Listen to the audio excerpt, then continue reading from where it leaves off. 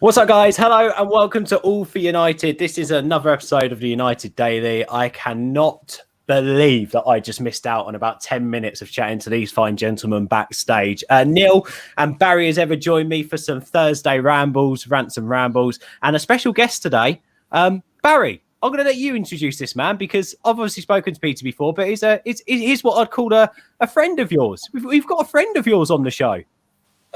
Absolutely. And I have to say, I'm very proud and privileged to count Peter Bolton as a friend. And we spend a lot of time speaking about legends that have played for our beloved Man United. But for me, Peter Bolton is an absolute legend. When you talk about fans, this man stands alone. It was my absolute privilege to meet Peter in Durban in 2012. United were on tour in South Africa. We met and we struck up an instant rapport. Peter will probably tell you that after the game, we went out for a dinner and we landed up, or for drinks, and we landed up not getting anything because the service was so bloody bad.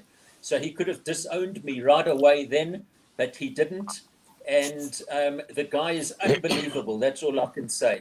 Encyclopedic knowledge of Man United. And Peter is probably the best driver I've ever been with.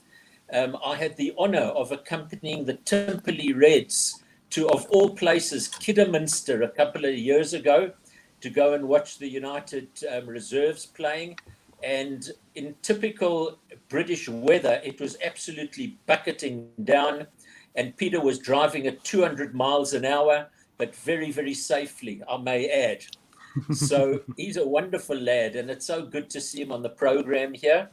And I look forward to him sharing some of his many, many anecdotes with him. He's probably as well known as any Man United player around Manchester.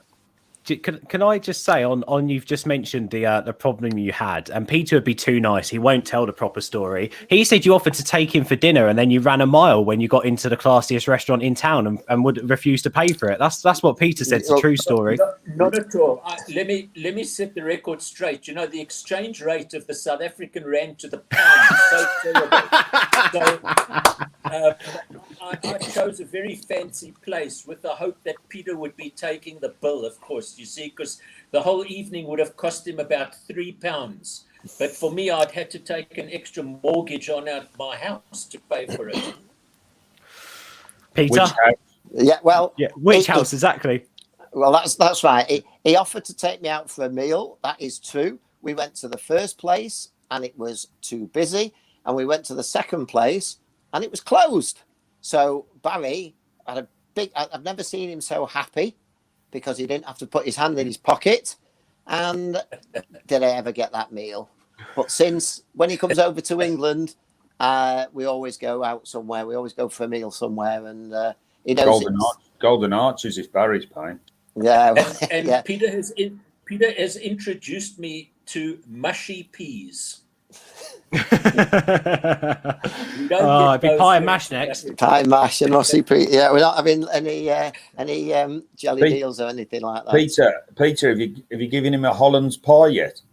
I don't know what it is, because normally if we're at the match, because the tickets come separately, in the olden days we could just stand together and chat together. But when you go to a first team match, if you're at Wembley and Barry's applied and I've applied, you're not going to be sat together, so you might see each other out of the game, and then you don't see each other till after the game, sort of thing. So that's the one down thing. But I have told him that Hotel Bolton's open if he comes over, save him paying English hotel rates on his poor wages he's on in whatever the rand's worth in South Africa. When the South Africans are allowed to come over. Yeah, Peter. Firstly, we're persona non grata at the moment. There are very few countries that we can travel to because of the COVID, and at the current exchange rate, I think if I do get to the UK, I'll just bring a sleeping bag with me and probably sleep on the concourse at Old Trafford or somewhere like that, if you won't have me. Don't be silly, Barry. At the very worst, Neil will offer you his floor. I'm sure he will. No. Should we chat about footy anyway, lads? Let's chat about footy. Yeah, let's chat about football. Because we've spoken enough about Barry, despite him mugging me off on Twitter earlier on. Did you see what he did? Neil, did you see this? Yeah, shocking. Did you see, Peter? It was shocking, wasn't it? I just got the end of it because it was so nice out there. I went out this morning and did a few hours gardening, which is unusual for me to do anything. I'm only just sat around watching the telly. But so when I came in, I just quickly caught up on what I'd missed. So I don't know if me and Barry now officially have Twitter beef, what the people called it. He put a tweet replying, rightly so. He got half of this tweet right. He says, looking forward to the chat with my old mate Peter Bolton. Said a bit about how you two met. The man is a legend, as is my fellow panelist Neil.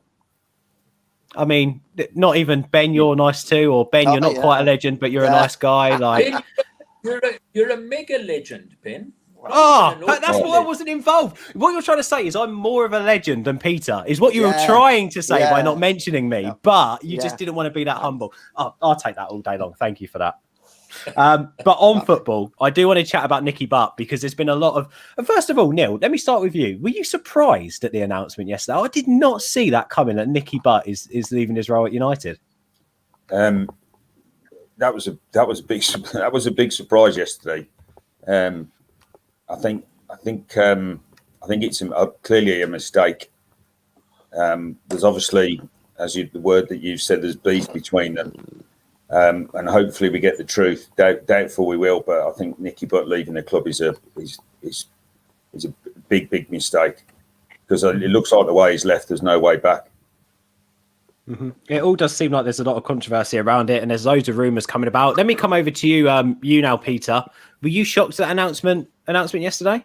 I was shocked that he'd left because I really didn't expect him to leave, and because I've been out in the garden, I've missed a lot of what's happened this morning, and I just thought he'd left on good terms. Probably going to get a manager's job somewhere. You know, Salford have just got rid of a manager, or Celtic might take Roy Keane, and if Roy Keane goes, I don't even know if Nicky Butt and Roy Keane sort of get on or don't get on. But I didn't realise until, literally in the last hour that there's been some fiction between the two new guys at United and the old guy with Nicky Butt. Does Nicky Butt not get on with Darren Fletcher? Did Nicky Butt want Darren Fletcher's job and has had his nose put out of joint that Darren Fletcher's got it? I just don't know. I'm surprised that it's gone off like this rather than I just thought he was leaving maybe, because people who are second or third in charge often go off and want to get to the top of the tree, don't they? They want, they like that. So I've missed what's really going on. I don't know how much bad blood's been said or what's been said, but and I don't even know where he's going. And literally in the last 10 minutes while I was waiting to come on here, I've noticed that Wayne Rooney's interested in him and offer him an assistant manager at Derby. But I mean, we'll just have to wait and see on that one, won't we? Where he goes. And yeah, we just have to see what happens next. I don't think he'll be putting his playing boots back on, that's for sure. Barry, let me come over to you a second. Were you, again, same question to you, were you shocked by the announcement yesterday? It seemed to be that Ole Gunnar Solskjaer had the overview on the first team, Nicky Butt on the academy, John Murtough then the high poncho in a position for footballing terms, and then obviously Darren Fletcher just underneath. It looked like we had a good little pyramid there. Yes, so I have to say, like these lads said, it came as a surprise, really. No warning of that. But of course, the press and social media are awash with all sorts of rumours of him not getting on with various people, etc., etc. I guess we've got to wait and see how it unfolds. My immediate thought also was that probably he would go on to a sort of more senior position at a different club. But I guess the knee-jerk reaction is to think that his nose is out of joint because he wasn't promoted within the club. I'm not sure of that. Interesting. Well, we will have to wait and see what does come out. What we do know at the moment, and I'll just read out, and these guys usually get it spot on when it comes to reporting. The Athletic usually do a great job of being able to provide some insight to what's happening behind closed doors. By the looks of it, yes, he left to look at a new challenge. By the looks of it, yes, his nose was put out of joint by John Murtough getting that promotion and Darren Fletcher getting that technical director role. Nicky Butt very much wanted that role that Fletcher ended up getting. Additionally, the Athletic is reporting that Butt and Murtough were like chalk and cheese. Apparently, both of them offering different perspectives on the footballing side of how Manchester United should play and recruit. And of recent, there were enough clashes there. And of course, Nicky Butt, someone who's been in a role that, you know, I want to excel and be promoted at some point in my day job. Apparently, he felt like he didn't get enough of a chance to put his name forward for the 2 jobs and didn't even know about what was going on behind the scenes with them. So his nose was put out of joint. Peter, I think you're the best person to come to about this. Nicky Butt has worked within the academy. And in most recent, the last 5 years, the overhaul of the academy and the talent we've seen come in and the way the academy is now really shaped around the United DNA that potentially got lost for a little while. In terms of his work at academy level, how impressive has he been? I like the setup.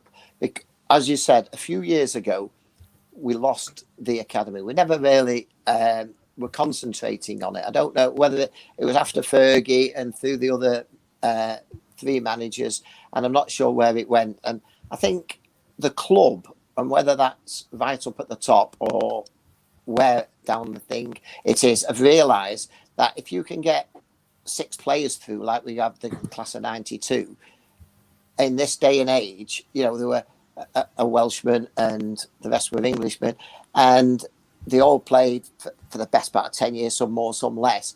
The amount of transfer fee that those lads saved the club, and, you know, it costs money to run the academy, I know, but I mean, it saved them such a fee. And if we can get like Jimmy Garner through into our first team, it'll save us 50 million buying an English central midfield player or wherever we're going to play. So that's where I think United must have sat down, reevaluated, got Nicky Butt, because we had an under-20 over the last quite a few years. We've had an under-23s manager and an assistant. We've had an under-18s manager and assistant, and Nicky Butt's been over them all. And then when we were in the Champions League, when there used to be the Champions League youth thing, Nicky Butt was like, that was under-19s, and Nicky Butt was like the manager of those. So I'm not exactly sure where they all dovetailed in, but they certainly did all dovetail it. And we've seemed to have got a lot more scouts now around the north, around the country, and around the world. And you know, we in the last few years we put so many players in from, you know, Spain and Netherlands, and, you know, like Angel Gomez, Portuguese but born in Manchester. There's so many have come in, and you can see they've, you know, the 18s are top of the league now, pushing for Youth Cup glory. Years ago, we weren't even competing. You know, it was Chelsea and City with all their oil money or whatever.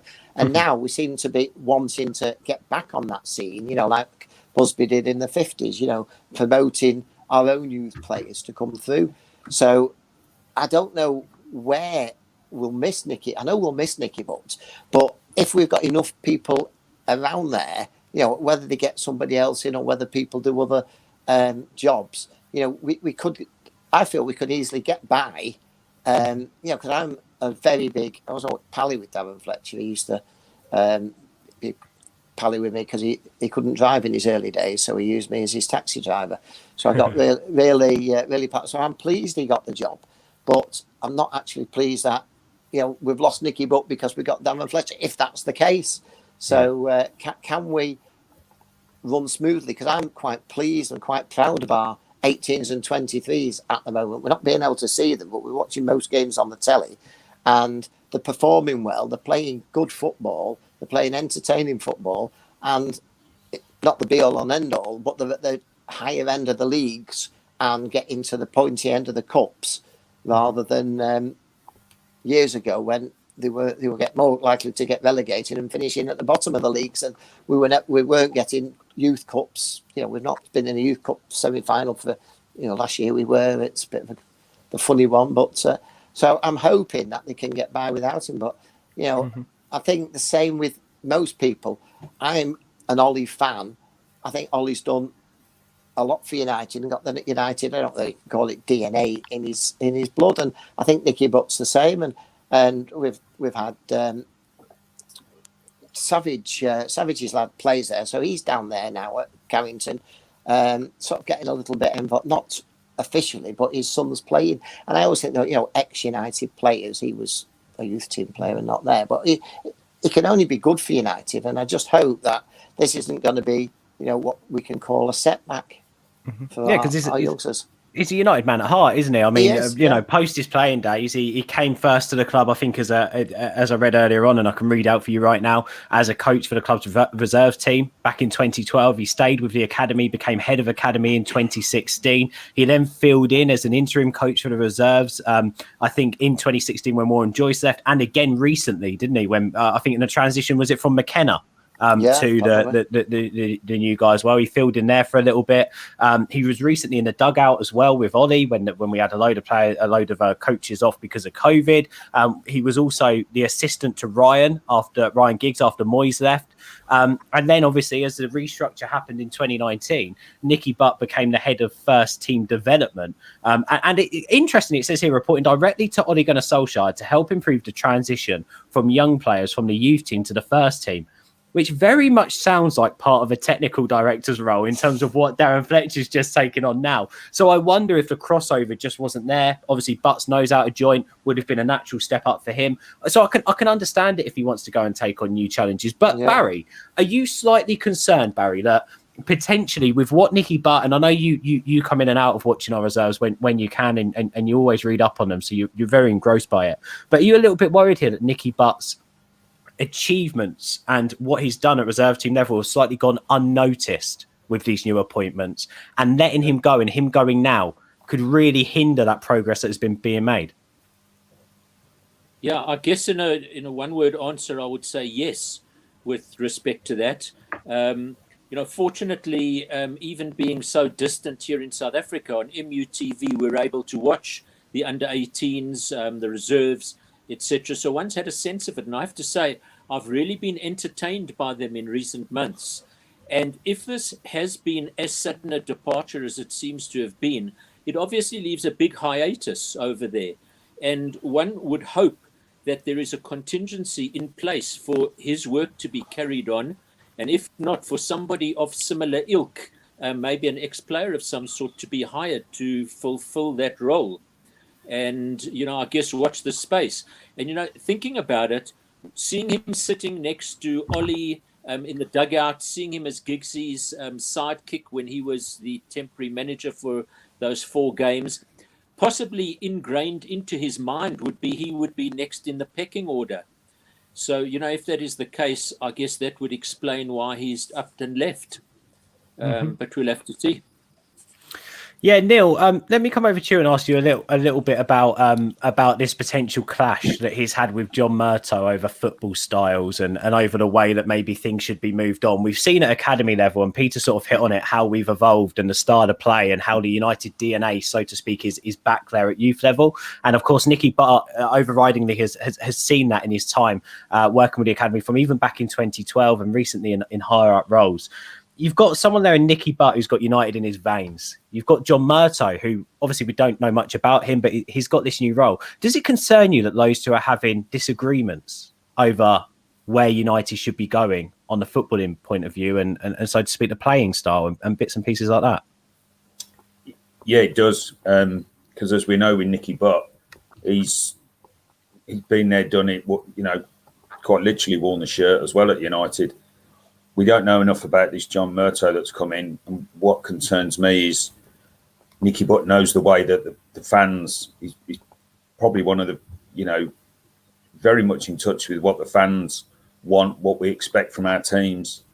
Has there been a clash of styles between these two in terms of the way that they view the team playing in the future? And that's what sort of worries me, is that Nicky Butt's ingrained in Manchester United and has been his whole footballing life, and this bloke's come in from nowhere, so to speak, and suddenly Nicky Butt's out, and I think I'm a bit concerned about the future direction of the playing side of the club. Mm-hmm. Yeah. What about you? Let me come over to you, Peter, on that as well. You've seen many a games at academy level. You've seen many a game at first team level. You've got Nicky Butt there, who we're going to talk about his time at United in a bit. Are you concerned that we've just made this positive change in bringing in a director of football and a technical director? Yet one key element of bringing that United DNA back to the club in now, that was obviously on show throughout our history, he's leaving like this. Well, yeah, yes, in a way, but look on the other side of the fence. We've brought somebody in, and he might be more experienced to doing the job than Nicky Butt was. Somebody above them. I mean, I'm guessing Nicky Butt, if he wanted the job, has gone in for the interview, right? And I don't know, with all this COVID and bubbles and things like that, where they do it. But if Nicky Butt wanted the Darren Fletcher role or the other role, I'm sure he'd have spoken to Ollie or spoken to Edward Woodward or spoken to somebody, and he didn't get the job. So if that's the case, why he's left his own job because he wanted promotion. But if United wanted the new guy in, he must be, you would think he must be more qualified to do the job, hopefully. And it's the same as most of us, and I think most of the match-going United fans want Ollie to stay, right? But a lot of others would rather Ollie went and Pochettino or you name a manager that's been there and done that. Some of them say they want Gerrard now because Gerrard's won the league at Rangers, a Farmers League up there. When I read that, I just laughed to myself, that Gerrard would never want the job, right? And United would never give him the job. And because he's won one league, he's been there, how many years he's been there? But he's won something now and they're bragging. But I mean, I think Ollie could go up and you take over Selkirk or Rangers and you've got a 50-50 chance whether you're going to win that league. So I'm not having a go at Rangers because they have won a league of a two-team league and they've won it this year. But I'm just hoping that Nicky Butt, if his nose has been put out of joint, say that we have got the better man. I mean, we want the United men. I would always, if there was two identical candidates and one was an ex-player and one wasn't, you go for the ex-player. But if the two candidates, one is better than the ex-player, what's wrong with that? And so I think it's a suck it and see now. We've lost a great lad, a nice bloke, a footballing lad, a Manchester United through and through person. But hopefully they've made the right decision, or they've made a decision, and Nicky Butt's not like that decision, and he's gone. So, all the good work of giving him the job has knocked Nicky Butt out. Now, are they going to replace Nicky Butt, or can they do it with, do they need somebody over the top of the two managers, and in between it? Because the manager of the 23s and the assistant, and the manager of the 18s and the assistant, that's four of them all together. Do you need somebody to sit again into Nicky Butt's role? And is there anybody out there that might be better than Nicky Butt that's coming from another team? Or is there somebody in here that's wants the Nicky Butt role, like United can bring him out of, an ex-player from the club? I mean, Darren Fletcher, to me, was always, he's such a nice guy, but he was always a football man. He knew what he was doing. And when he got a job at United, that did not surprise me at all. I thought he could have stepped into one of many jobs. I don't know what he can do, but you think he's only going to be good for Manchester United, whatever position, however much they're paying him. I mean, I never worry about who's getting paid what because it don't come out of my pocket. But Darren Fletcher is the one for me that I think, what a great signing he is. A great signing now in whatever position he's got. And I don't know whether that was his choice of position, Definitely 2 points for you there, Peter. Keep talking badly of Rangers. Neil will love that. He loves it when people talk badly of Rangers. And secondly, I think it's interesting there what you say about John Murtough. Have we got someone there who's more qualified, potentially better at the job? I think as fans, we don't really know what John Murtough's role was before he went into this new role. Like, what was that job description? What was he doing? And a little bit the same with Nicky Butt and his job. As I said, if you believe what Wikipedia page, if you're reading from there, Nicky Butt's job as head of first team development was reporting directly to manager Ole Gunnar Solskjaer to help improve the transition for young players from the youth team to the first team. I've just been sent this, right, which was on the press release of John Murtough becoming the director of football the other week. And there's a quote from Ed Woodward in here that says, John has been integral to our process in all these areas, and his deep understanding of development ensures the club's traditions of bringing young players through from the academy to first team will continue. Sounds like the same thing that John Murtough's been doing to what Nicky Butt's been doing. So I suppose, Barry, you can just from all this, we don't really know what's happening behind the scenes in these roles as fans, what they, as fans, what they mean, but also we can understand if Nicky Butt's nose was put out of joint, and there's potentially another avenue for him to go out there to Inter Miami with Beckham, potentially Salford as a manager, to Derby. Someone said he could end up as Newcastle as their manager when they get rid of Bruce once they're relegated to the Championship. There's options for Butt, isn't there? So why should he hang on in there when he didn't get thought of for that bigger job? Yeah, I think so. I think we've got to watch the space and see if he's appointed into some job in the next few days, because if he is, it means that he's probably been negotiating behind the scenes, and maybe that's what prompted his departure. But I can't help thinking, please forgive me for scrolling back to your absolutely brilliant show last night. Sorry, what was it, Barry? It was absolutely what? Brilliant. Yeah, I agree. God, he meant that, didn't he, Ben? Yeah, he did. And just listening to how things used to be in terms of the running of the club. Now, I find myself ambivalent with respect to this, because things do move with the times. And of course, we're in the age of social media. So there's this unbelievable speculation.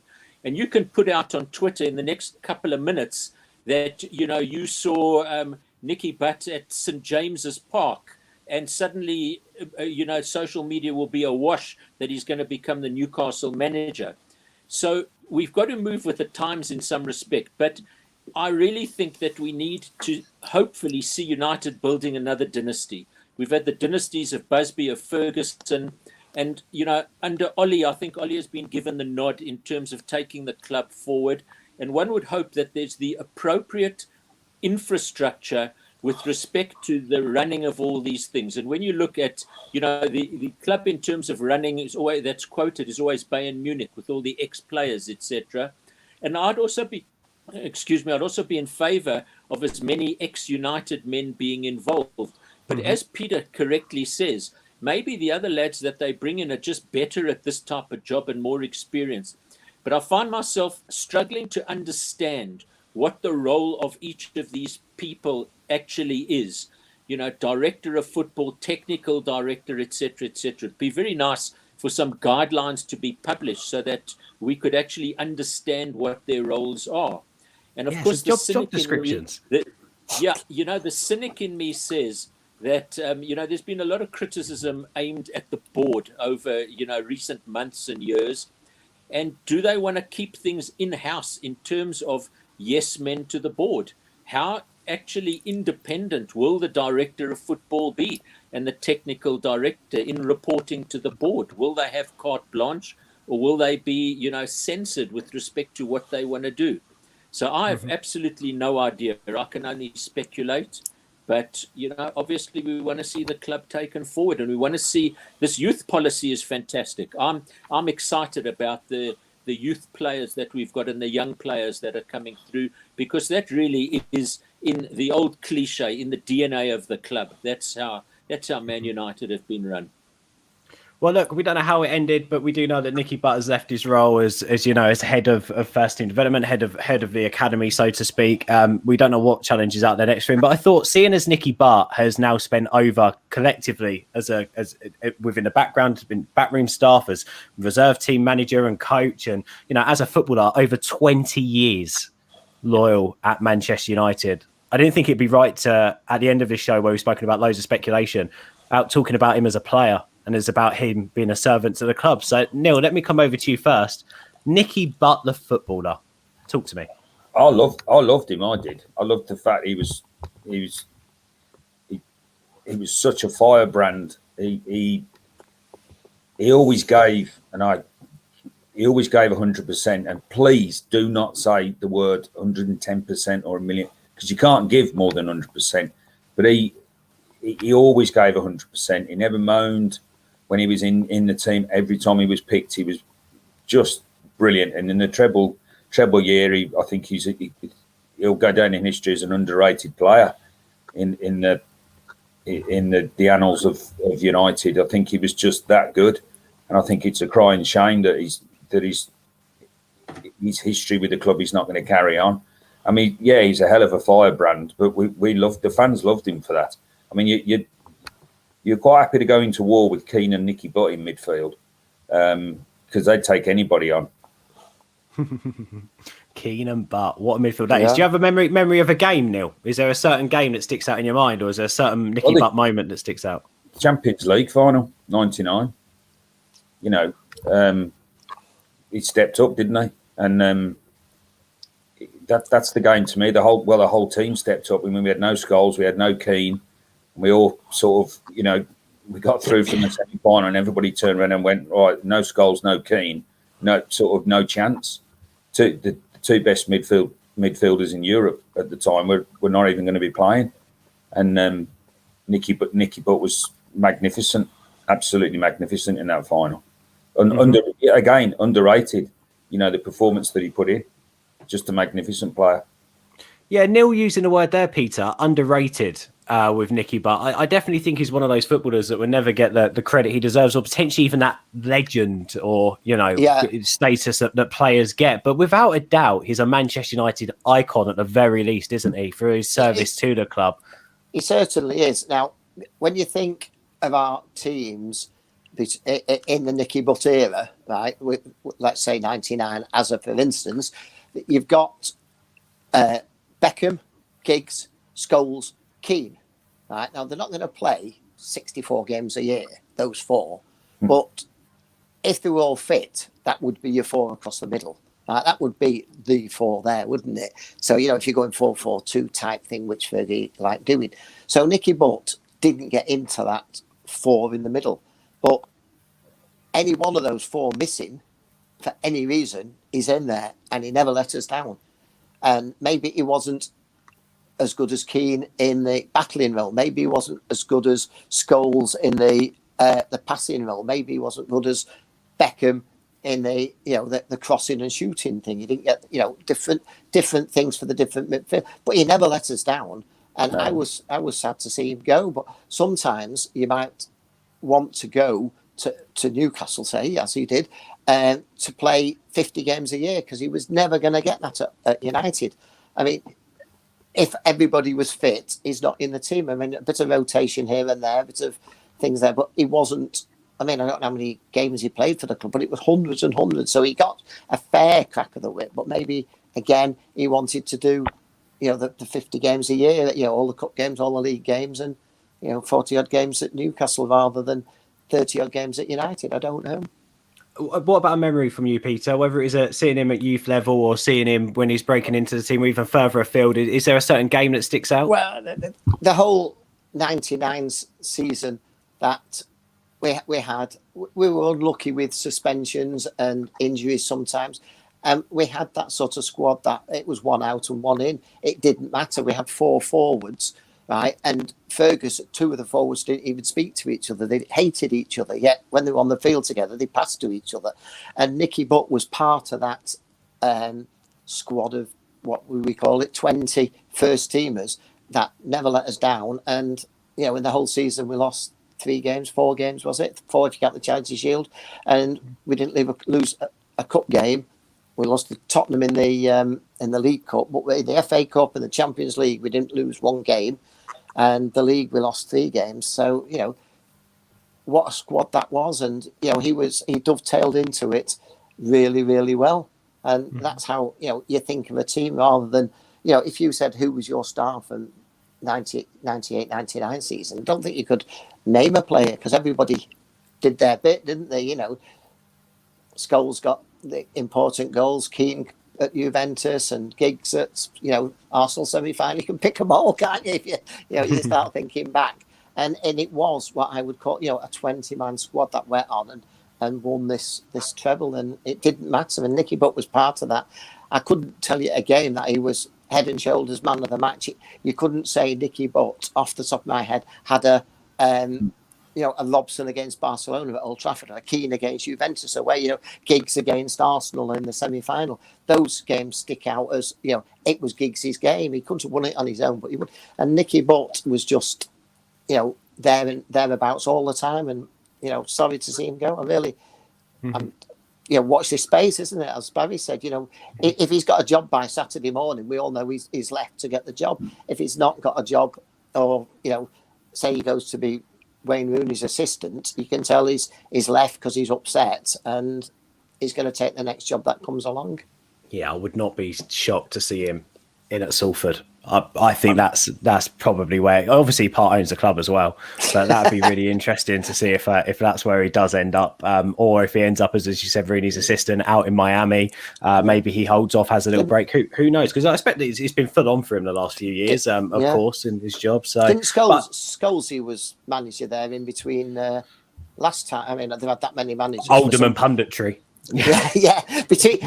For a guy who doesn't like teams sacking their managers, he's sacking his managers a lot. But I think Scholesy had an in-between job there. But Nicky Butt's got to take a job that's for him, but a permanent job. I don't think he wants to go to Salford and say, I'll manage till the end of the season in 7.5 games time type thing. That's what I love about Scholes, and I think it's quite hilarious, is a lot of players when he retired would talk about how quiet he is, but when he's got something to say, he will say it. But he's quite a quiet lad. He hasn't shut up since he's retired, to be quite honest with you. I love that about him, which is quite interesting. But Nicky Butt, Barry, let me come over to you. I mean, we've heard some memories there and a bit more about him as a player. You always give a phenomenal insight into footballers. I'd like to say, for those who potentially didn't get to watch Butt play, but maybe caught onto Fletcher's years, I'm not saying they were the same sort of player, but in terms of a loyal, dedicated servant to the club who'd give you 7, 8 out of 10s every time he goes on the pitch, that was the type of player he was, wasn't he? Yeah, I think Peter put that across very well, that he wouldn't have been an automatic selection in the sort of top 4 midfield, but he still managed to play almost 400 games for United. So he was around a long time and he played a lot of games, especially around the treble-winning season and this couple of seasons before and after. And I would regard him as a combative midfielder. And in fact, if Nicky Butt were in modern times now, Nicky Butt would walk into the United team. In this current United team, he'd walk into the side. And I've got some memories of him as a player. Firstly, my first memory of him is if you scroll back to the FA Cup semi-final of 1994, when Mark Hughes scored that last gasp equaliser against Oldham. Nicky Butt actually gave the assist for that goal. And if my memory serves me, he was wearing the number 19 shirt. I might be wrong, but he flipped the ball over for Hughesy to score. I also have great recollection of a fantastic diving header that he scored against Newcastle in the Charity Shield final of 1996. And I remember a good piece of trivia is if people asked what was Paul Robinson's first ever touch in the Premier League, United were playing Leeds in a game at Old Trafford, and Nigel Martin got injured and he had to go off at half time. And the second half started, and Nicky Butt scored an absolute screamer before Paul Robinson had ever had a touch of the ball in the Premier League. So his first touch was picking the ball out the net. See, Barry, just quickly, why can't you bring out nuggets like that more often instead of telling us about South African rugby players? Why is it you save nuggets like that for when Peter's on? Do you know what I mean, Neil? That is weeks of crap, and now he steps up. Because firstly, you don't ask the right questions sometimes. Secondly, we got Peter on the panel, and you've got to up your game. When Peter's around, you've got to up your game. And one other thing I must say about Peter, I've never heard Peter make any negative comment about any United player, which I think is admirable. Just like you, Barry. No, nothing like Barry. Nothing like Barry. Not like me. Ask him, but Peter, can you ask Barry a question for me? And Peter, ask Barry what he thinks of Fred. Peter, go on. Well, we know about that, but I mean, this is where your Twitter sort of thing comes in, that for the last 2 years, loads of United players, we won't mention any names, have been absolutely slagging off my friend Jesse Lingard, right? And Jesse's dad used to come with us on the bus, right? And so I've done tally with their, when we went to away games, when Jesse was in the youths and reserves, his dad used to come on the bus with us. So and he got us into places that sometimes he said no fans allowed, and he said, oh, it's all family or whatever, right? And I've never slagged Jesse off. to anybody, which I refuse to slag it. And suddenly, he's now like the world's greatest player at West Ham. He's back into the England team. He's going to be man of the match against San Marino tonight with a hat-trick and 4 assists or whatever, and yet fans are saying, oh, look, we're getting back at United. Well, he plays like in the Bruno type role, as they call it, the number 10 role. So if Jesse comes back, right, he's going to be competing against Bruno, and I think I know who's going to win that fight. With all due respect, Peter, to you, to your family, to his family that you know, and to Jesse Lingard, I could get man of the match and score 4 goals against San Marino tonight. And as could Neil, as could you, as could Barry. That's right, but it's so flip-flop sort of thing that they hate him at United. They've slagged him off, and they don't like him when he dances. Well, I wish he'd dance more, because he only dances on the football field when he scored. He goes to Arsenal, gets 2 goals, and does his little dance, and people are slagging him off. I thought, I wish he'd score 3 goals every game and do 3 dances every game. That's how I see it. I don't know if you've seen it, Peter, but Barry's got a new flag that is created during lockdown. It says, hated, adored, we should always ignore Fred. That's what it says. Yeah, well, I mean, I wish Fred would pass the ball forward more, and I wish Fred would. I thought, what was the last game we played now? The Leicester game. I thought it would have been a good idea at half time to put a blue shirt on Fred, because he'd have then passed it to all the red shirts, right? And we might have won, right? Because he kept passing it to the wrong. I don't know if he's colourblind, but he did pass the ball to the wrong players at the wrong time, at the right time for them, but the wrong time. But I can't believe we've gone from talking about how much of a great player Nicky Butt was to deflecting onto Fred. I love these shows. I just have to say, we're extolling the virtues of a brilliant player in Nicky Butt. Yeah, sorry, carry on, Barry. Barry, carry on with what you were saying. To superimpose our so-called Brazilian with him, I don't think we should do. But coming back to Nicky Butt, what I'm and Peter might be able to shed some light on this. Why didn't he get a testimonial at United? Because he was there for more than 10 seasons, and he to my knowledge, never had a testimonial. And was he there for 10 seasons? Yes. I think he was, Doc. Yeah. Well, don't forget, Phil Jones gets his testimonial at the end of this season. No, Nicky Phil Jones was there for 10 seasons. Doc's on the committee for that, Peter. The Phil Jones one. Yeah, the Phil Jones one. Yeah, I was going to say. I mean, the great games to go to. You like going to testimonials. It's like a pre-season friendly. But these days, when they're all getting paid £500,000 a week or whatever they are, even more than Barry gets paid, right? And then at the end of the season, they want us to put in our hands in our pockets and pay another £25 out to the Nicky Butt testimonial fund, and he's there living in his multi-million-pound house, and these poor people from the council estates have got to pay £25 for it. But I would pay £25 to go and watch any United game at the moment. Yes, but there were players after Nicky Butt who did get testimonials. Yeah. So, and with the kind of done thing with these testimonial games used to be that they would donate these to charities. But be that as it may, let's also remember Nicky Butt in the 2002 World Cup was regarded as one of the best players at the World Cup that season. So he put in, I think he played 39 times for England. He put in some very, very good performances. And yes, we'd remember him as a great United player. There's no question about that. On the field, he was terrific. And the measure of the man, Neil was alluding to the Champions League final. You'll remember that Fergie didn't allow him to play in the FA Cup final, because had he been injured in that game and missing for the Champions League final, well, we would have been in even bigger trouble with respect to that. So that's why Fergie managed the team well, though, didn't he?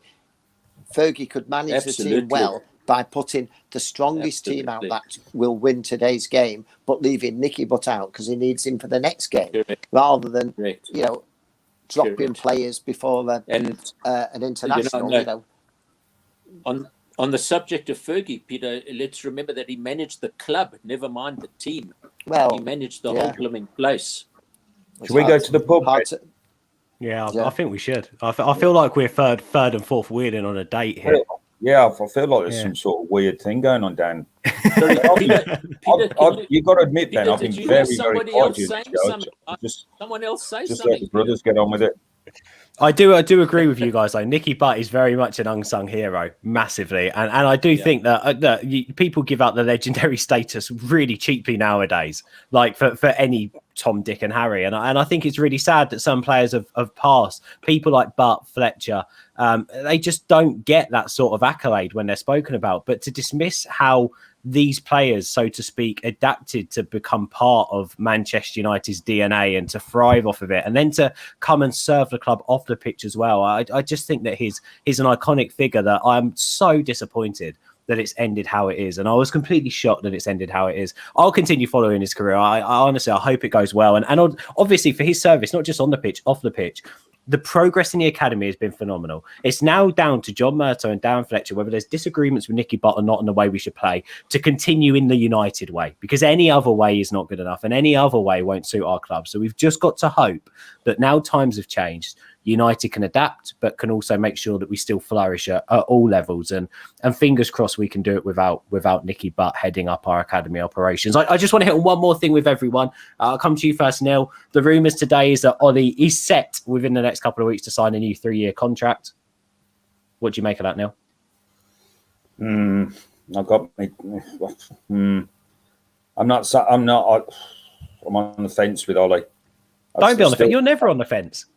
No, well, I think they've done it again, haven't they? 8 games to go before the end of the season. Why can't they wait to the end of the season and see how we finish? Ollie's not going anywhere. The contract's not going anywhere. Personally, I'd sit on the contract and start talking to him after the season's finished. Just that's what I'd do. I'd wait till the last day of the season, and then the talking starts. It's been a bit of turmoil at the club this week with Nicky going. I'd just let the dust settle on that, and then, let's just see. Let's just see. I've got my doubts because I was, as you know, been absolutely furious the last couple of weeks with some of the performances.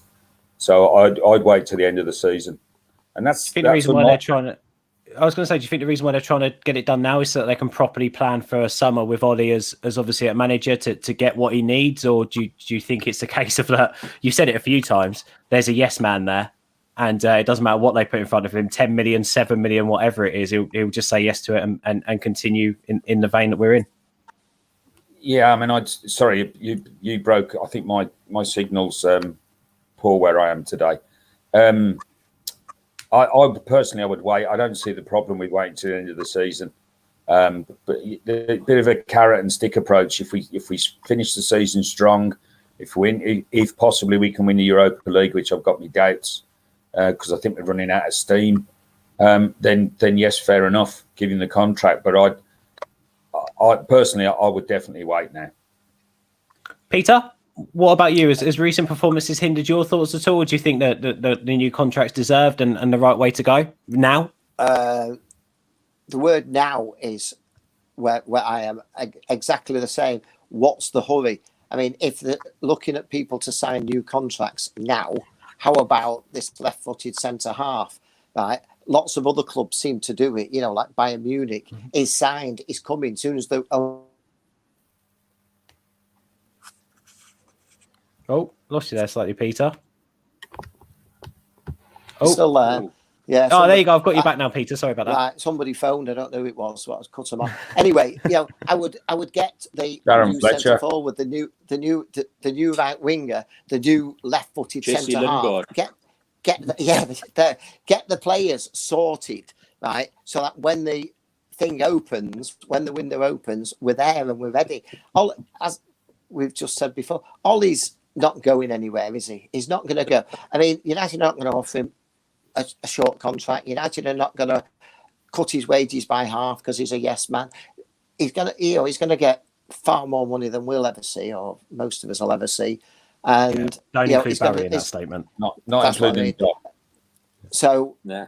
At the end of the day, get stop waiting till the 30th of September to sign the only player we're likely to sign, and don't come back and say, well, we've kept Jesse Lingard. It's like another signing or whatever it is, that's what we're going to get, this left-footed centre-half that we want.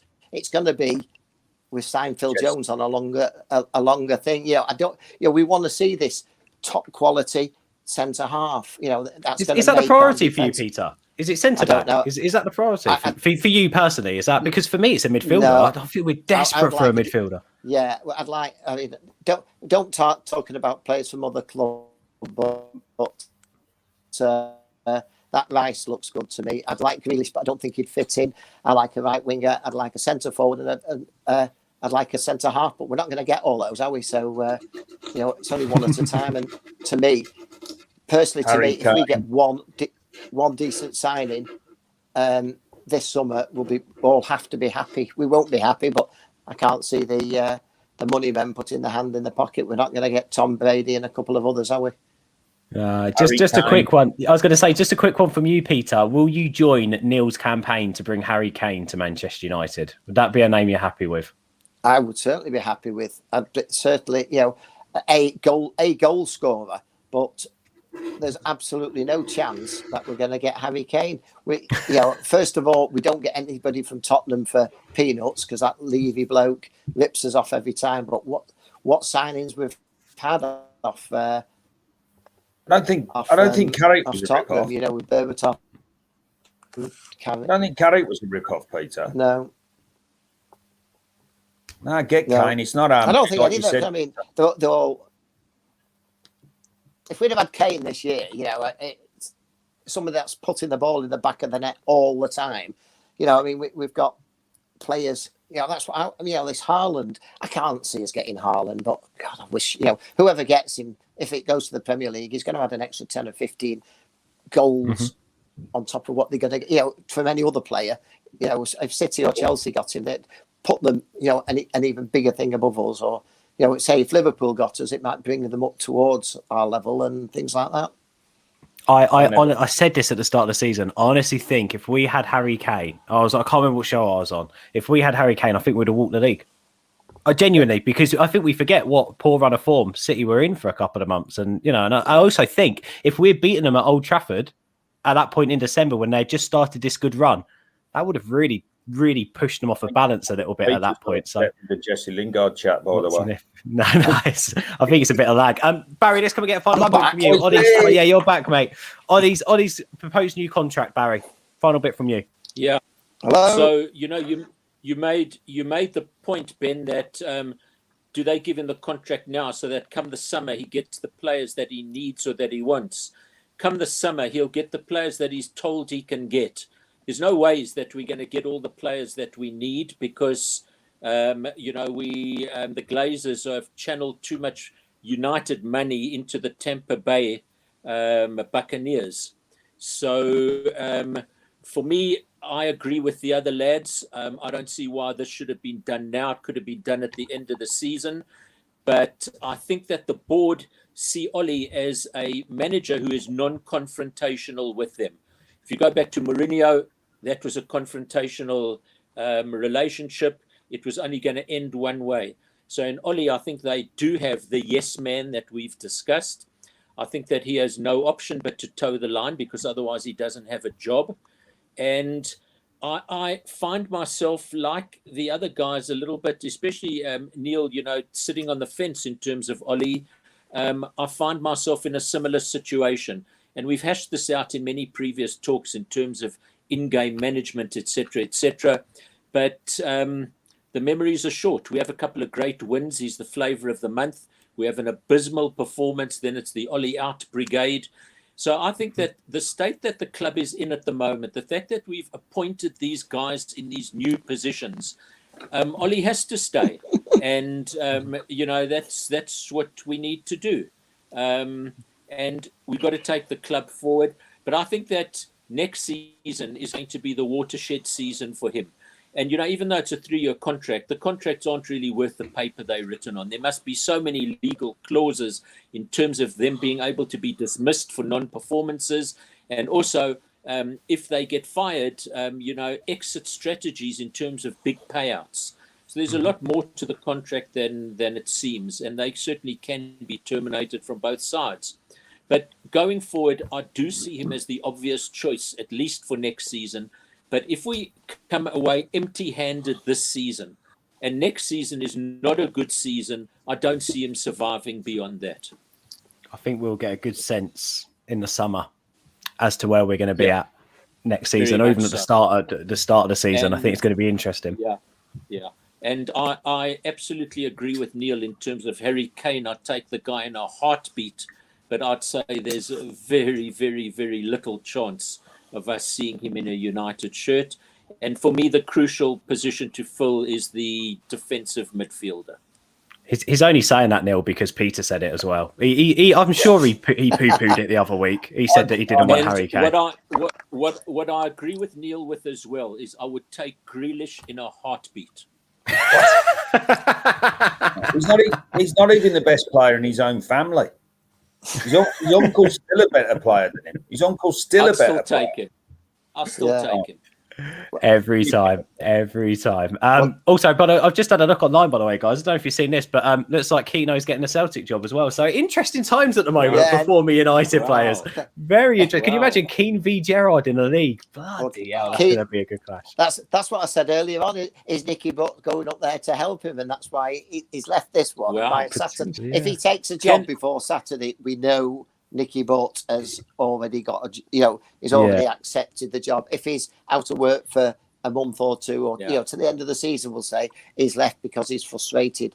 And I admire Andy Mitten. I believe if Andy Mitten says something, I believe him. If all the papers and that, you just know that we're going to get looked at with 100 players we're going to sign. Every paper says it, But if Andy Mitten says it, then I'll believe it. So I think if it's in the Athletic, or definitely if it's written by Andy Mitten, I would certainly think it's true. But let's just watch this space. I think the main thing is, it's going to be interesting. Can you picture the Old Firm derby next season? And a bit of a heated exchange, and Roy Keane with a 2-footed tackle on Gerrard in the technical area. In the tunnel. Yeah. What I loved is Rio Ferdinand. Again, sorry to digress. We're going to have to end the show in a second, but Rio Ferdinand done a brilliant interview of Ruud van Nistelrooy recently. It's on YouTube. Go check it out. And he was talking about the switch Roy Keane had. He said, I've never met a nicer guy in training. He really helped me. He was really good for my development. He went, but he had this switch. If he had a barnstormer in training, he would be kicking lumps out of things. He would be furious. He'd be not nice to anyone.